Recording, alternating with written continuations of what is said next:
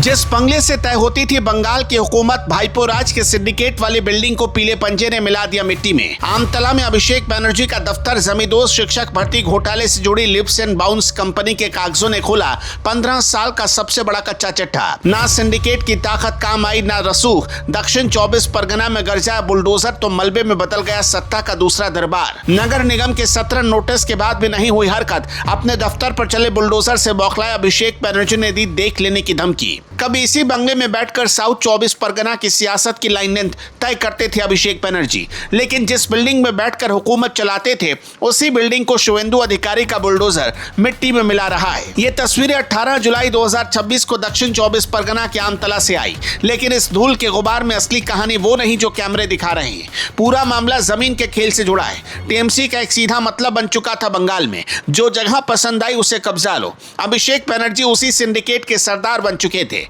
भाईपो साथ है तो ना कानून कुछ बिगाड़ पाता था और ना ही पुलिस, लेकिन अब भाईपो राज तो खत्म हो गया तो पीले पंजे ने अब राज करना शुरू कर दिया।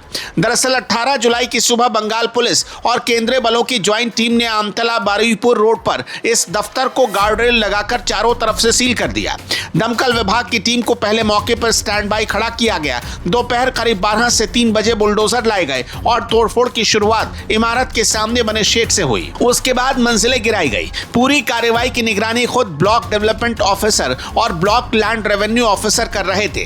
तनाव बढ़ा तो बीजेपी और टीएमसी कार्यकर्ताओं की भिड़ंत रोकने के लिए अतिरिक्त फोर्स उतारनी पड़ी। इस इमारत के खिलाफ शिकायतें मिलने के बाद प्रशासन ने बाकायदा एक कानूनी रास्ता अपनाया था और 30 जून को पहला नोटिस भेजा था। फिर 15 जुलाई को संबंधित पक्षों को सुनवाई में हाजिर होने का दूसरा नोटिस भेजा गया। इन नोटिस में सिर्फ इमारत की बिल्डिंग का प्लान नहीं, बल्कि जमीन के मालिकाना हक और निर्माण से जुड़े दस्तावेज भी मांगे गए थे। प्रशासन का दावा है कि दो नोटिस के बावजूद कोई जवाब नहीं आया और कोई कागज पेश नहीं हुआ। प्रशासन के मुताबिक ये जमीन जिस कंपनी के नाम पर रजिस्टर्ड है उसका नाम है lips and bounce private limited. ये वही कंपनी है जो बंगाल के शिक्षक भर्ती घोटाले की जांच में ईडी और सीबीआई के रडार पर आई, जिसके दफ्तरों पर अगस्त 2023 में ईडी ने छापा मारा था। ईडी ने अदालत में अभिषेक बनर्जी को इस कंपनी का सीईओ बताया था और वो करीब 2 साल तक इसके डायरेक्टर भी रहे। घोटाले का सबसे चर्चित किरदार काली घाटेर काकू यानी सुजय कृष्ण भद्र इसी कंपनी का चीफ ऑपरेटिंग ऑफिसर निकला था। कलकत्ता हाईकोर्ट तक कह चुका है कि इस घोटाले का दायरा अकल्पनीय है और अब तक इस केस में 134 करोड़ रुपए से ज्यादा की संपत्तियां जब्त हो चुकी हैं। यानी आमतला का बुलडोजर सिर्फ एक इमारत पर नहीं चला, वो उस कंपनी के दरवाजे पर दस्तक दे चुका था जिसके सीधे लिंक अभिषेक बनर्जी से जुड़ते हैं। अब समझिए कि अभिषेक बनर्जी की तूती कैसे बंगाल में बोलती थी। कोलकाता के कामंग स्ट्रीट वाले उनके दफ्तर को बंगाल की सियासत में सत्ता का दूसरा दरबार कहा जाता था, जहां से पार्टी के टिकट से लेकर संगठन तक के फैसले होते थे। आलम यह था कि टीएमसी के भीतर ही कालीघाट बनाम कामंग स्ट्रीट की खींचतान चलती थी। कालीघाट में ममता बनर्जी रहती थी, यानी बुआ का घर था, और दूसरी तरफ कामंग स्ट्रीट में अभिषेक बनर्जी यानी भतीजे का दफ्तर था।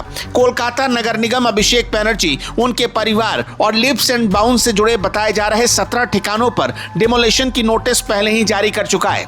बीजेपी ने निगम के प्रॉपर्टी रिकॉर्ड खंगालकर 43 संपत्तियों की लिस्ट पब्लिकली की थी, जिन्हें सांसद और उनके करीबियों से जुड़ा बताया गया। टीएमसी सांसद साकेत गोखले ने पलटवार में दलील दी थी कि रिकॉर्ड में अभिषेक बनर्जी नाम के कई लोग हैं, इसलिए हर संपत्ति सांसद की नहीं मानी जा सकती। लेकिन इतना तय है कि निगम के दफ्तरों में अब उन फाइलों की तलाशी चल रही जो 15 साल तक किसी ने खोलने की हिम्मत नहीं की। हर फाइल के साथ एक नया ठिकाना और हर ठिकाने के साथ एक नया सवाल बाहर आ रहा है। इसलिए बंगाल में चर्चा है कि पीला पंजा अभी और पते ढूंढ रहा है। अभिषेक बनर्जी ने शाम होते होते प्रेस कॉन्फ्रेंस बुलाई और पूरी कार्रवाई को सियासी बदला करार दे दिया। उन्होंने दावा किया कि जमीन खरीदी हुई है, इमारत मंजूर प्लान से बनी थी और सारे कागजात कलकत्ता हाईकोर्ट में रखे जाएंगे। जरूरत पड़ी तो सुप्रीम कोर्ट तक जाएंगे। सबसे दिलचस्प यह है कि उन्होंने सीजीआई के ओएसटी को चिट्ठी भेजकर वो वीडियो भी सौंपे जिनमें उनके मुताबिक तोड़फोड़ के दौरान बीजेपी कार्यकर्ता परिसर में उत्पात मचाते दिखे। उन्होंने वीडियो में दिखे लोगों को खुली चेतावनी दी कि बीजेपी के नेता भी उन्हें कानून से नहीं बचा पाएंगे। साथ ही ये भी कह डाला कि 2031 में सरकार बदली तो बीजेपी के दफ्तरों का भी यही हश्र होगा। जवाब में सत्ता पक्ष ने एक ही लाइन दोहराई कि कागज है तो दिखाइए। खैर, कभी पूरे बंगाल को अपने इशारों पर नचाने वाले अभिषेक बनर्जी की इस हालत पर आप क्या कहेंगे, हमें कमेंट में जरूर बताइएगा।